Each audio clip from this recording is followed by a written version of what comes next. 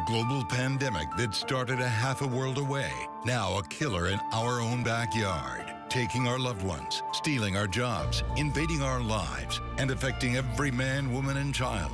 This is COVID-19, putting our leaders on the line, taking its toll on the brave. When will it end? And where do all of us go from here? Now, live from the News Center in Tampa, an 8 on Your Side special program, Coronavirus Virtual Town Hall. Here is your host, Keith Kate. Good evening, and thanks for joining us on air and online tonight. We have a lot of ground to cover, and as you can see behind me, our guests are already on screen, looking good, standing by, ready to answer some of your questions. Let me introduce them now. They are former Florida Governor, now Congressman Charlie Crist. U.S. Representative Crist serves Florida's 13th Congressional District in Pinellas County. Congresswoman Kathy Castor is representing Florida's 14th District, which includes most of Hillsborough County, as well as Tampa.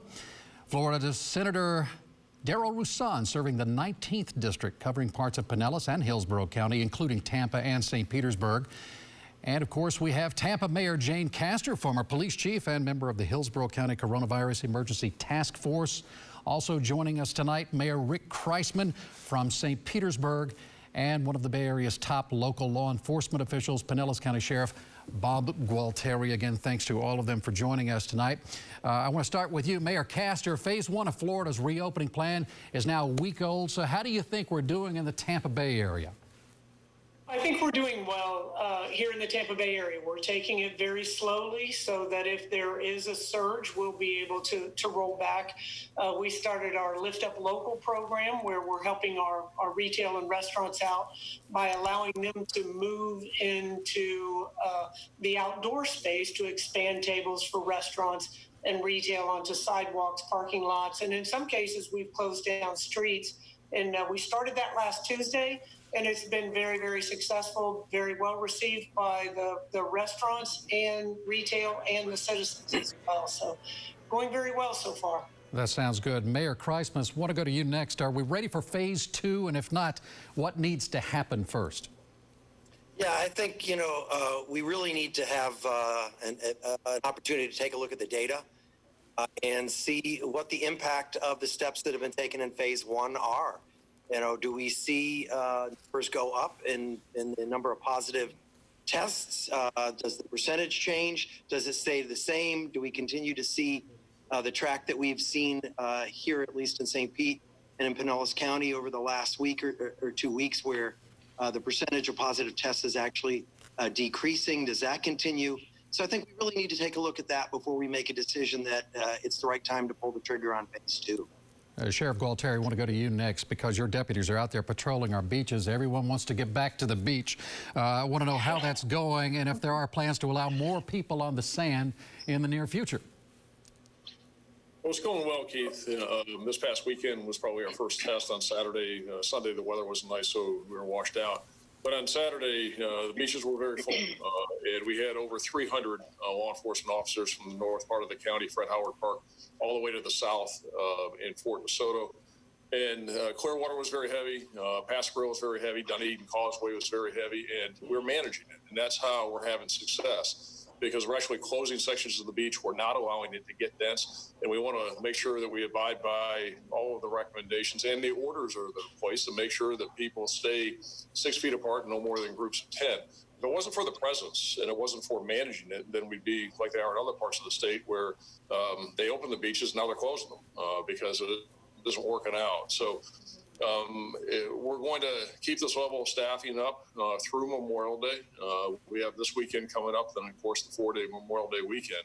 But what we need people to know is it's not business as usual. Don't just come and get in big groups like you were before and have big parties on the beach. We want people to come. We want them to enjoy the beaches. We want them to patronize the businesses, but it's got to be done in a way that is safe. And I don't think at this juncture, I agree with what Mayor Kreisman said, data is super important. We want to make sure that 2 big factors. Number 1 is the number of new cases every day is not increasing based on the measures, and the percentage of positives stays where it is or goes down. Of course, that's what we want to see. But I'm a big believer in that we need to drive it off the data. That right now, we need to keep doing what we're doing. Congressman Christ, I want to go to you next. I mean, and if you can be a little reflective here, because you also served as governor. What kind of pressure is Governor DeSantis under right now to get all of this right? I mean, he has to help control the spread of a killer virus while trying to save Florida's economy, get people back to work. That's not an easy thing to accomplish here. Your thoughts on that? I couldn't agree with you more, Keith. It's not easy at all. It's like trying to thread the needle, when you're trying to throw a completed touchdown in a football game between two of the best defensive backs you've ever seen. And the challenge here is that both are important, clearly. Life is more important, obviously. And so what you want to do is be responsible, be prudent, be measured. I think that thus far, the governor's done a good job with the rollout of reopening. I think that doing it slowly and doing it in a measured fashion is exactly what we need to be doing. I thought he could have been a little more expeditious at the outset of the issue generally, but I think he's been a quick study, and I credit him for that. But it is not easy. The two things that I really had challenging myself when I was governor was the BP oil spill, the largest environmental disaster in the history of our country. And at the time worked hand in hand really with President Obama as then a Republican governor. And I think that's one of the important things to mention is that this has to be bipartisan. Republicans, Democrats, independents can all get this virus. We have to be cognizant of that fact. We're all Americans. And we have to work together and pull together no matter what level of office we're talking about, whether it's the president, the governor, our sheriff, the mayors. The right thing to do is to do the right thing and look out for each other and make sure that we keep God's countenance close and that we understand that doing the right thing and really adhering to the golden rule. Do unto others as you would have done unto you. Making sure that businesses are safe, that people are safe, that social distancing is being practiced. It's just use common sense and do it right. Congresswoman Castor, I want to go to you next because I know you support the proposal for a $3 trillion stimulus relief package. This would also include a second round of stimulus checks. I've been reading more about that. Some believe we ought to wait and see how the trillions already approved in the CARES Act is working before you move forward with another stimulus plan. You've had several announcements actually about the millions already coming to the Bay Area. Talk a little bit about how that money that we're already getting is helping and why we need this new round of stimulus. Yeah, Keith, we really can't wait. The virus is not waiting. This public health emergency, we can't put it on pause. So what the Congress has aimed to do in a bipartisan fashion is speed emergency resources back home to our neighbors who really need it. That's what that $1,200 direct cash assistance payment was intended to do, with a little bit of help for kids as well.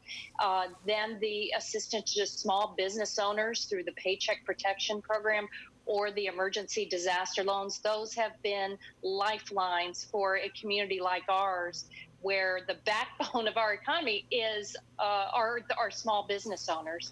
So we intend now to put together another emergency aid package. It's the HEROES Act to boost our frontline heroes, the police officers, the firefighters, the first responders, the healthcare workers, and our local communities and states.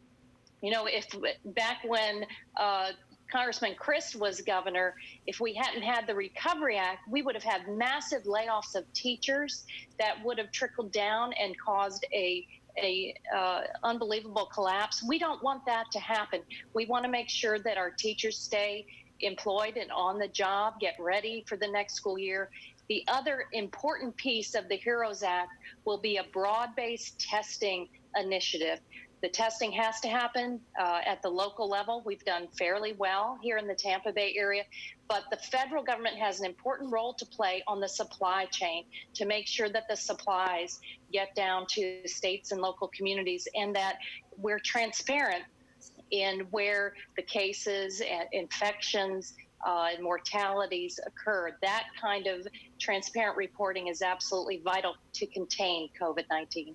And this is something we're going to be talking a lot about because, as Congressman Chris mentioned, I mean, this is going to require bipartisan support to actually push it through. And I know you're going to have an announcement about this, Congresswoman Castor. Maybe tomorrow you're going to talk a little bit more about this, making news with it. But I want to go to State Senator Roussan here for this next question. You were in favor of holding a special legislative session that was devoted to the coronavirus crisis, in large part to address the state's broken unemployment website. We have so many people who are unemployed in Florida, but that session's not going to happen. We know that now. What advice are you giving the unemployed workers in your district calling about the delay in getting the money they need to survive? What do you tell them? I tell them to be persistent. They've run out of patience, and all of us understand that. People are angry, they're frustrated, they're living with anxiety, with fear, with loss of job, grieving sometimes because of deaths that is occurring around them. And all we can do is tell them be persistent. Keep trying at it. We're making progress, but progress does not meet everybody. There are 51% of the people of the claims that have been filed that have not been paid yet. 1.8 million claims, 1.3 million of them unique claims, 715,000 of them still unpaid. We need solutions, and that's what the people want to hear. They don't want to hear partisanship, slamming each other. They want solutions. So I say we need to update and overhaul the system. We need to sufficiently staff the call centers and train them. We need to credibly put forth shortcuts to get people paid. People want their benefits, and we need to hold people accountable for failure to meet the goals that we set to get people benefits. And your advice for all those calling you, be persistent. Mayor Christmas, I want to go back to you, sir. I want to get your thoughts about efforts to protect the most vulnerable in our community here. I mean, we've heard 35% of all COVID-19 deaths have been in nursing homes, either from residents or workers. We've heard from families who've been calling us here at 8 on Your Side saying they feel they've been denied full disclosure about what's happening to their loved ones. Why is it so hard to get basic information about outbreaks and about what's happening in those facilities? A lot of the information comes down first from Tallahassee, but you know we work really closely with the Pinellas County Department of Health, and they've really been focused on our assisted living facilities, our nursing homes, those homes that provide the long-term care to our most vulnerable residents. And so, at least in our county, and I know Jane can speak to what's happening in Hillsborough County, there is a real concerted effort to make sure that those who are the most vulnerable are really taken care of, that we're getting the testing they need, they're getting the medical treatment they need, the hospitals, if they need to be transferred, that's occurring. So at least in Pinellas County, we're working really hard to try and get that information out, because we know that's one of the hardest parts for families is they oftentimes they can't have that contact with that loved one. And so the more information we can provide to them, at least the easier it is on the families to know what's going on with their loved one. And we're at crisis level with these nursing homes and assisted living facilities. Out of the 3,800 facilities in the state of Florida, they represent 44% of the COVID deaths. And it's inexcusable to not give information so people can make informed decisions about their health and their loved ones. Thank you, Senator. Mayor Kreisman mentioned you. Mayor Castor, I want to go for you with this next question, because I want to play a question here. This is actually from one of our Tampa viewers along these same lines. She's concerned about something we've all mentioned here, and that's coronavirus testing. See if you can hear this question. My mother's in a nursing home here in Tampa, specifically the Bristol, and I'm very concerned that she's only been tested once for the COVID virus, and it's running rampant over there. She was tested back on May the 2nd. It's now May the 11th, and I still have not heard the results of the testing. I'm also concerned that that's only a one-time test, and with as many cases as they have there, why aren't they testing residents every day? So, Mayor Castor, how often are nursing homes testing?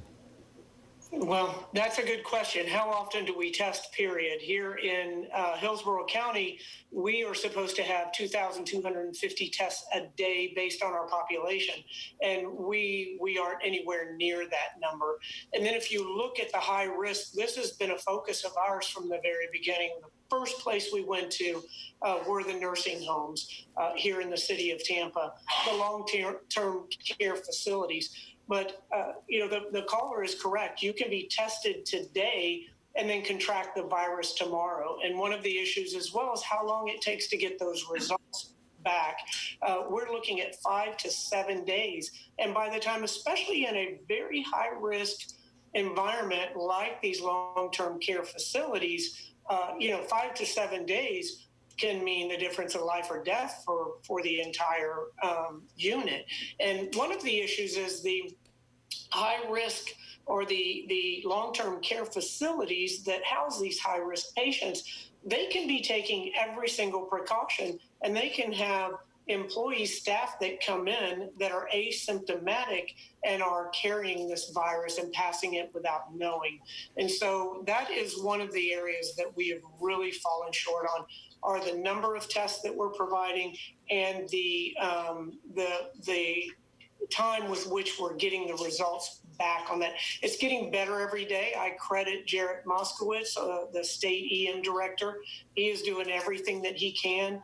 But on the federal level, the entire testing process has been woefully understaffed, and the supplies are just not where they should be. Congressman Christ, I noticed you nodding your head in agreement as Mayor Castor spoke there. You announced $1.1 million in federal funding for coronavirus testing, specifically in minority and low-income communities in Pinellas County. Do you believe these communities have been overlooked? I do think so. And my friend, the senator, is very aware of how the minority communities are affected in the Tampa Bay area generally.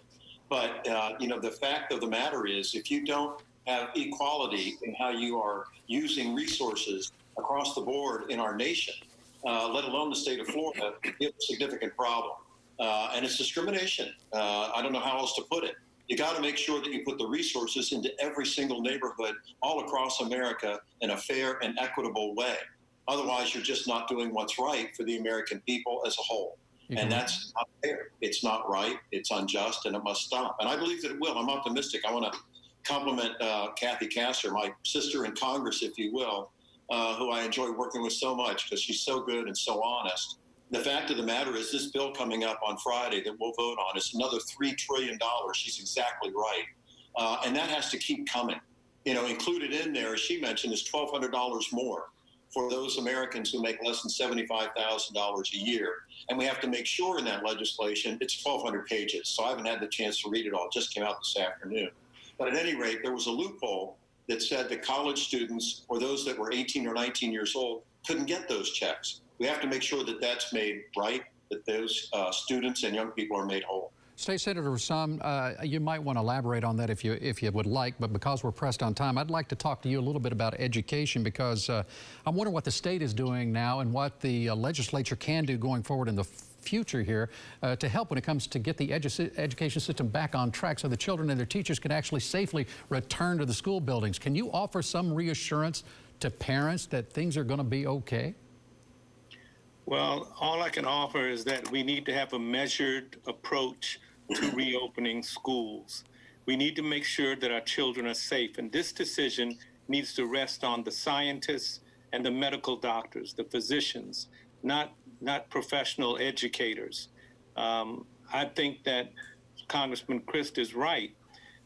In the year 2000, the state of Florida created the Office of Minority Health because they recognized there were health disparities and disproportionate impact in low-income and Black and brown communities.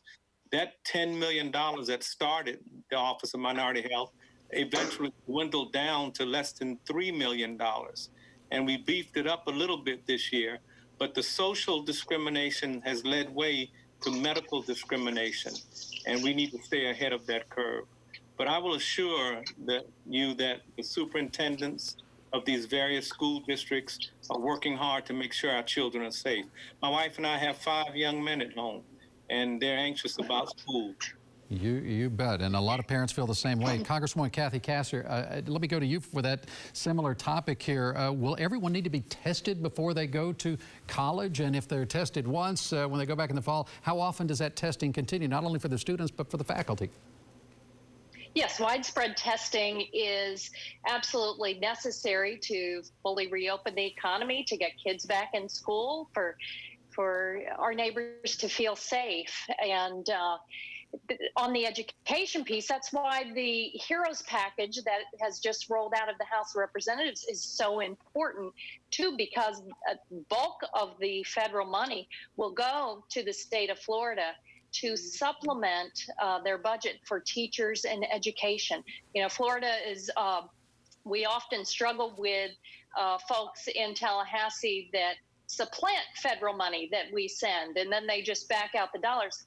Here, we want to add a requirement that this emergency aid money supplement, that it comes on top so that teachers do not lose their jobs, so that we can make sure that our students have every resource they need. And the testing, back to the skilled nursing centers, we know now these areas of vulnerability.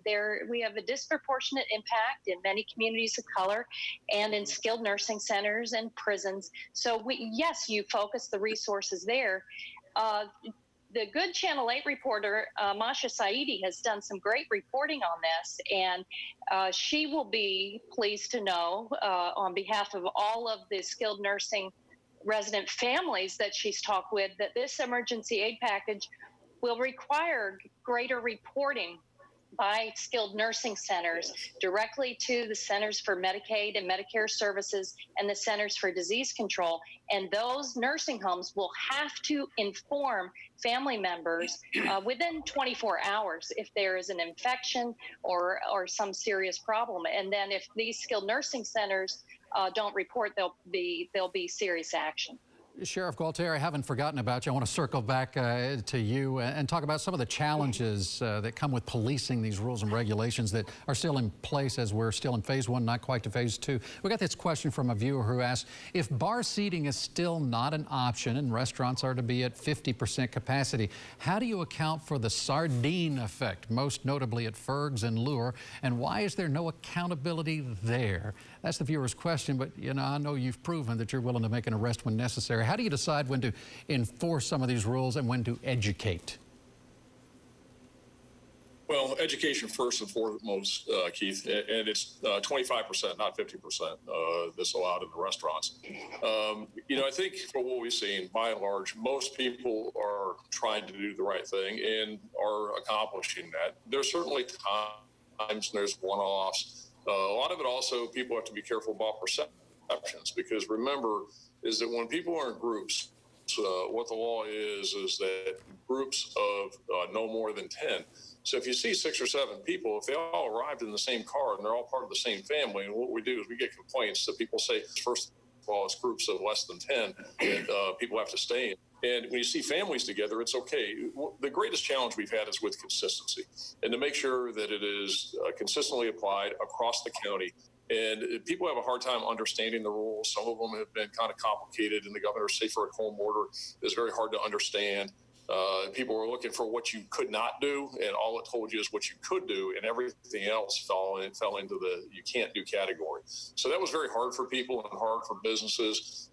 But, by and large, we are seeing compliance, and people are really trying. We're seeing it on the beaches. We're seeing it on the restaurants. We're seeing it in the businesses. We still have a call center and a tip center that's set up here in Pinellas, but the number of complaints has really gone down in the last week or so. So, we really want to make sure it's done consistently, but by and large, the community is adhering to it.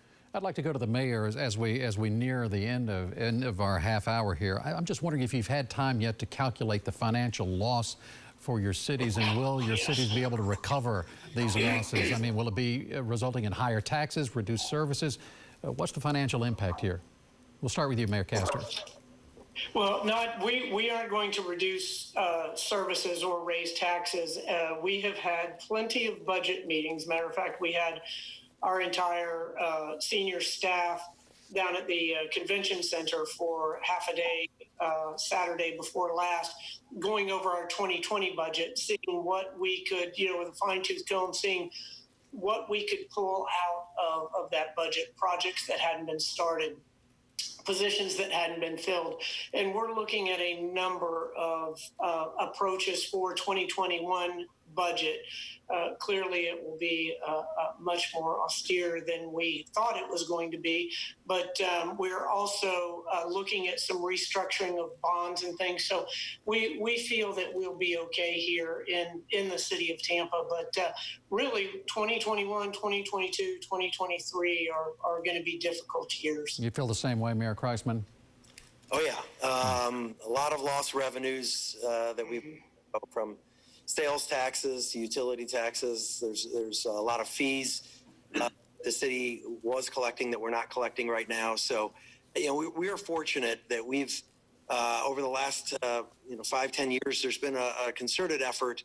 Certainly, my administration has made it to invest in our reserves to each year try and come in the black if we could, and it's really made a difference.